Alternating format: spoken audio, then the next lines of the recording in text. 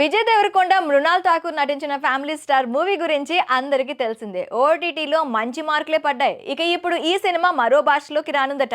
దానికి సంబంధించిన విషయాలు ఇలా ఉన్నాయి. ది ఫ్యామిలీ స్టార్ మూవీ ఇప్పటికే రిలీజ్ అయి చాలా నెలలు గడిచిపోయింది.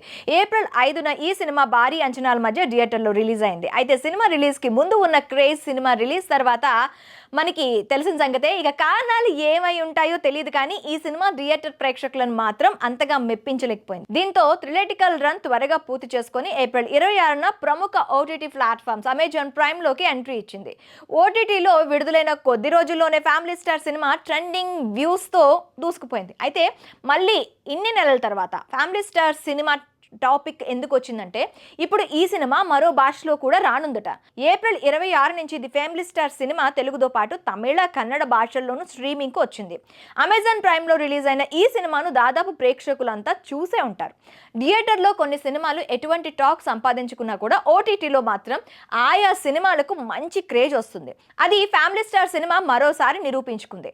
ఇక ఈ సినిమా అనుకోని విధంగా ఓటీటీలో హిట్ కావడంతో ఇప్పుడు మరొక ఓటీటీలోకి మరో భాషలో సినిమా స్ట్రీమింగ్ కానుంది. అదేంటంటే family star cinema Hindi version June 28 నుంచి ప్రముఖ OTT platform Jio cinema platform లో స్ట్రీమింగ్ కానుంది.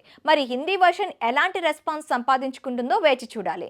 అర్జున్ రెడ్డి సినిమా తర్వాత లైగర్ సినిమాతో విజయ్ దేవరకొండ పాన్ ఇండియా హీరోగా మంచి పేరు సంపాదించుకున్నారు.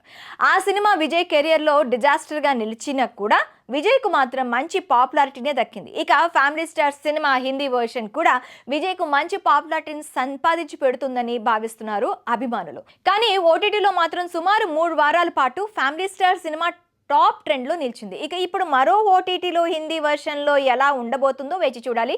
మరి ఈ విషయంపై మీ అభిప్రాయాలను కామెంట్ రూపంలో మాకు తెలియజేయండి.